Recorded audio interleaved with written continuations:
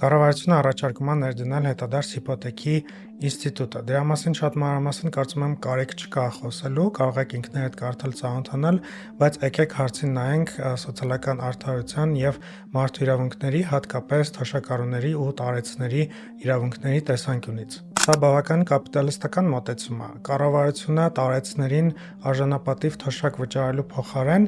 իր ուսերից դնում է պատասխանատվությունը հենց տարեցների վրա եւ ասում է, եթե դուք ունեք սեփականություն, գրավադրեք ձեր սեփականությունը եւ գումար ստացեք դրա հաշվին։ Իսկ թե ձեր մահից հետո ինչ կլինի, ձեզ արդեն դա չի հետաքրքրում։ Հետաքրքիր է, որ հիմնավորման մեջ նշված է, որ նման ինստիտուտ գոյություն ունի զարգացած երկրներում, ԱՄՆ-ում, Կանադայում, Մեծ Բրիտանիայում։ Բայց ընդհանրապես Google անելու միջոցով հնարավոր է հասկանալ, գտնել ինֆորմացիա, որ նման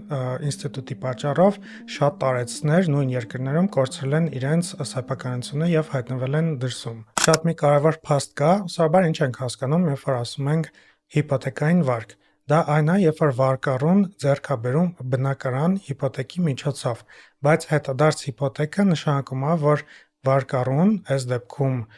թոշակառուն, տարեց մարդը եւ նրա ժառանգները կորցնում են այդ գույքը։ Մի բան հիշեցի, 2020 թվականին շատ ակտիվ քննարկվում էր գույքահարկի բարձրացման հարցը։ Նորից տարեցները խոցելի դերում էին, որովհետև շատ տարեցներ ապրում են կենտրոնում եւ ի վիճակի չեն վճարել բարձր գույքահարկ։ Եվ ԿՊ-ից падգամավորի հարցրեցին. ինչ անեն այդ տարեցները, եւ նա պատասխանեց. թող բնակարանները վաճառեն եւ գնան ծայրամասերում ապրեն։ Ինչի հիշեցի, որովհետև շատ նման տրամաբանություն է։ Տարեցներին ասում են չակնկալեք բարձր թոշակ, փոխարենը կարող եք օգտվել այս կապիտալիստական գործիքից։ Մի խոսքով պետք չի լինել շատ մեծ էքսպերտ հասկանալու համար, որ հետադարձ հիպոթեկը մեծ ռիսկեր է պարունակում, հատկապես տարեցների, թոշակառուների համար։ Եվ պետությունը փոխանակ փորձի շատացնել թոշակները եւ արժանապատիվ ծերություն ապահովել թոշակառուներին, նման հնարավորություններ է ստեղծում նրանց համար։ Սա դեռ օրենսդրական նախագիծ է, բայց ամենայն հավանականությամբ այժմ կողմ կքվեարկի։